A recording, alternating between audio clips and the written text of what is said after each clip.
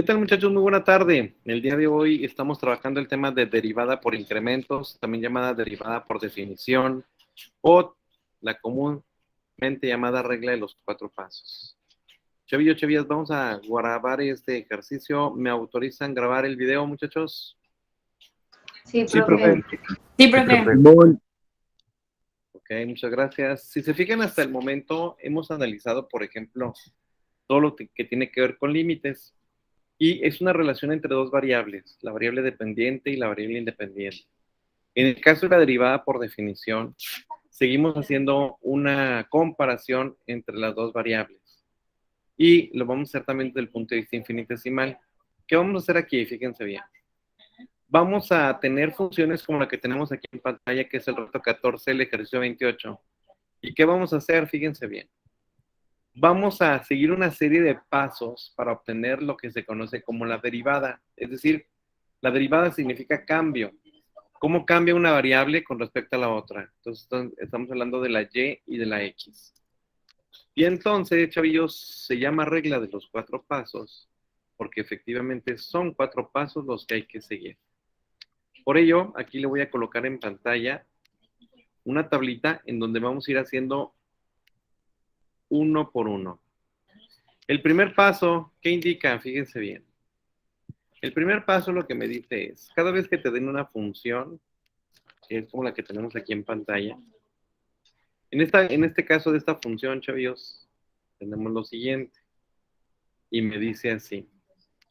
Cada vez que tú tengas una función como f de x, que es igual a la raíz de x cuadrada menos 4, vas a cambiar las x por una x más delta x, y vas a cambiar las y, y en este caso esta f de x, recuerda que esto es y, tú vas a cambiar las y por y más delta y. Eso es lo primero que vamos a hacer. Por lo tanto, vamos nosotros a calcular mi función original más el incremento que pueda tener.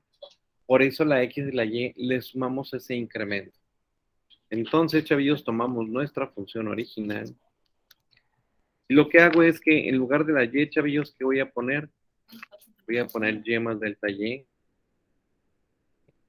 lugar de la x, huerquillos, que voy a poner aquí un paréntesis o un corchete. Y voy a sustituir esta x más delta x. Y aquí estaría, miren. Entonces, chavillos, el proceso a seguir es, una vez que ya tenemos nuestro primer paso, donde mi función original ya le realicé sus incrementos correspondientes, le voy a restar la función original. Ah, pues ¿cuál es la función original? Miren, esta que tenemos acá, la traemos y la vamos a restar. La voy a colocar aquí en color moradito, pues para indicar que es el paso número 2. Entonces, chavillos, pues hay que restar esto que tenemos aquí. ¿Cómo sería esto? Mira, del lado izquierdo, resto con lo que tengamos que ver con el lado izquierdo. Del lado derecho, del igual resto también, lo que corresponda con el lado derecho nada más. Por ejemplo, aquí, miren, ¿qué sería? Si a esta y le resto la función original, sería y. Entonces sería y menos y sería 0. Y del lado izquierdo, si se fijan, nada más me va a quedar el delta y, que es el que voy a escribir del lado izquierdo. Y del lado derecho tengo esta raíz, que en este caso tiene su x más delta x al cuadrado. Y le voy a restar la función original. Y en este caso sería esta que tenemos aquí. Aquí la coloco. Chavillas, hasta aquí vamos bien con la resta de la función original. Levante su mano virtual si estamos de acuerdo con esto.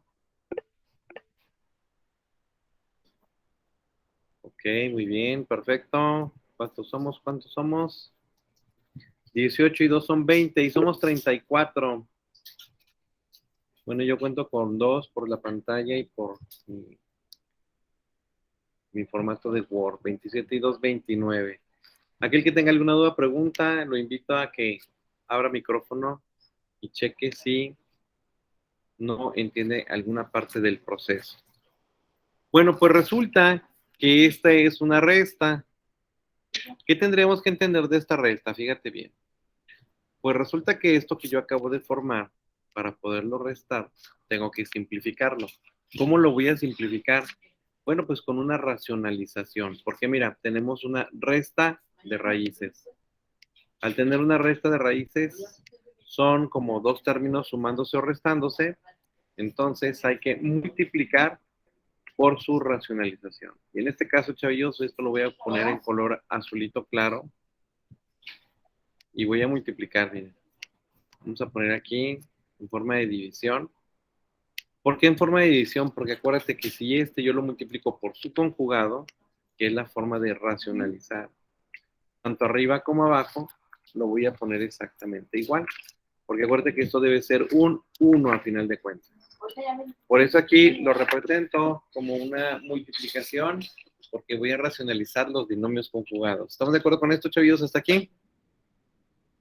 Sí, Sí, profe. profe. Ok, perfecto. ¿Qué tendríamos entonces? De este lado, pues obviamente este es un denominador que tiene un 1. Y tendríamos entonces que realizar nuestra correspondiente multiplicación. Bueno, la idea es que cuando nosotros racionalizamos, la idea es simplificar. Vamos a ver qué obtenemos de esto. Todo esto lo voy a poner en color azul, porque obviamente todo este es el proceso de racionalización.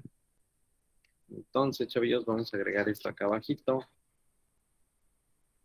¿Y de qué me doy cuenta? Miren, este es negativo, este es positivo. Ah, ya habíamos visto el proceso del binomio conjugado, por lo tanto vamos a elevar al cuadrado.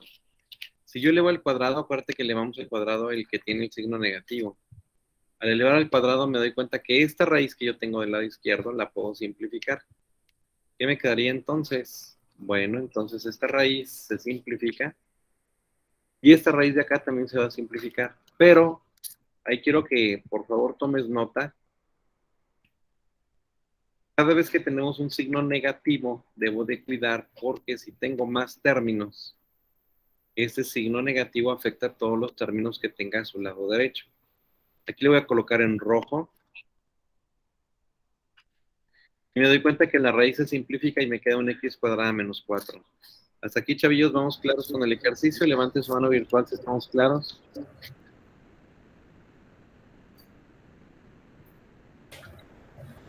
Ok, muy bien.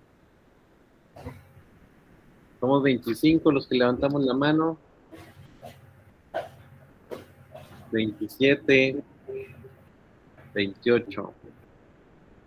Bueno, vamos a ver qué sucede aquí. Fíjense bien.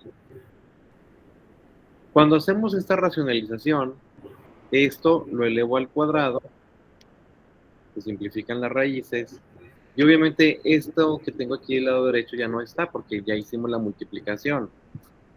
Entonces aquí me quedaría un 1. Entonces el denominador, pues multiplica directamente al 1, que yo tengo aquí de este lado en color negro, y esta parte de acá de esta fracción ya se simplificó, porque ya hicimos las multiplicaciones.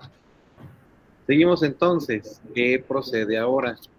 Vamos a checar si podemos simplificar lo que acabamos de formar. Si tú te fijas, tenemos un binomio al cuadrado que hay que resolver y si hay términos semejantes hay que reducirlos lo más que se pueda. ¿Cómo sería esto? Fíjate bien, ¿no? Ahí te va. Vamos a elevar este binomio al cuadrado. Sería x al cuadrado. ¿Cuánto sería, chavillos? ¿Cómo me queda este binomio?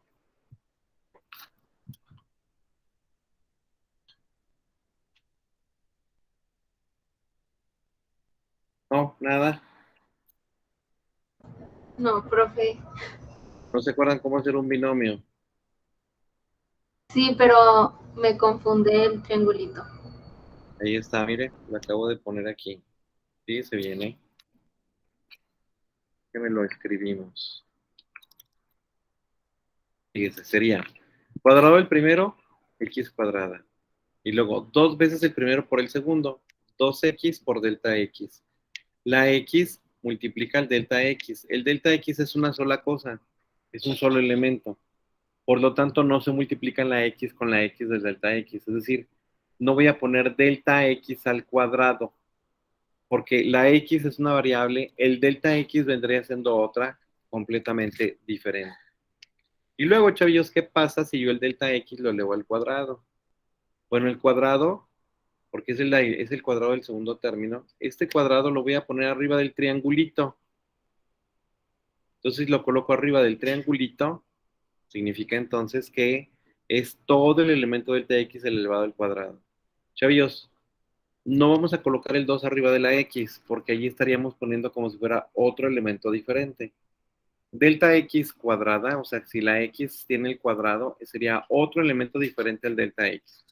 Por eso el cuadrado lo ponemos en el triangulito. ¿Sí estamos claros con este binomio al cuadrado, chavillos? Sí, profe. ¿Sí? Simón. Ok, Sí, profe. perfecto. ¿Qué sigue ahora? Mire, bueno, pues tenemos el menos 4 a un lado, y luego este signo negativo afecta lo que tenemos dentro de nuestro paréntesis. Por eso sería menos, este luego sería más. Entonces quito ya el paréntesis y pongo el resultado de los dos términos multiplicados con el negativo. Hacemos la reducción de términos semejantes. Mire, x cuadrada menos x cuadrada se elimina. Menos 4 más 4 se eliminan. Y yo después de que hago la resta de la función original con la de incrementos, es decir, en este caso, miren, tenía mi función original, le sustituí y más delta y, le resto a la función original, al restarla me doy cuenta que necesito racionalizar. Este proceso me indica que tengo que simplificar algo, y en este caso, si se fijan, ya quitamos las x cuadradas y ya quitamos los 4. Si por alguna razón o circunstancia no quité ningún elemento, algo estoy haciendo mal, ¿eh? Por ello es importante que tomen nota de esto que les estoy comentando. Bueno, pues ya que hicimos la resta, porque ya se realizó, vamos a hacer el paso número 3. ¿Cuál es el paso 3? Lo que me dice es, vamos a dividir con delta x la igualdad. Ah, ok, entonces mira, me traigo mi igualdad. Y como dice, dividir con delta x la igualdad significa que del lado izquierdo divido con delta x y del lado derecho también. Esto originalmente ya es una fracción, por lo tanto voy a agregar otra y por eso pondré el delta x aquí abajo. Te voy a explicar por primera y única ocasión cómo ese delta x lo podemos escribir más directamente cuando hagamos la división. Si tú te fijas aquí, esta fracción ya estaba originalmente. Al dividirlo con delta x estoy generando otra fracción en la parte del denominador. Por lo tanto es como si tuviéramos aquí un 1. ¿Qué significa esto? Bueno, pues que aquí podemos aplicar la ley de la tortilla. Entonces, chavillos, aplicamos la ley de la tortilla. ¿Cómo nos quedaría esto? El 1, que es el extremo, multiplica el otro extremo y estos dos me quedarían exactamente iguales. Y el denominador, que son las sumas de raíces, quedan en este caso multiplicadas con el medio, que en este caso sería el delta x que puse aquí en color marrón. Entonces lo colocamos aquí a un ladito. Y significa entonces que cada vez que vayamos a hacer una división con delta x, al aplicar la ley de la tortilla me doy cuenta que el delta x se queda en el denominador. ¿Sí quedó claro esa ley de la tortilla, chollos? Sí, profe. Sí, profe. Sí, profe. Sí, profe. Ok, perfecto. Bueno, ya que tengo esto, me doy cuenta que en el numerador la delta x se repite, mire, delta x, delta cuadrada x. Ah, ok. Significa entonces que en el numerador yo puedo sacar un factor común. ¿Cuál sería el factor común? Delta Delta X. de X. Correcto, porque es la que se repite. Entonces, esta delta x que se repitió, la voy a poner como factor común.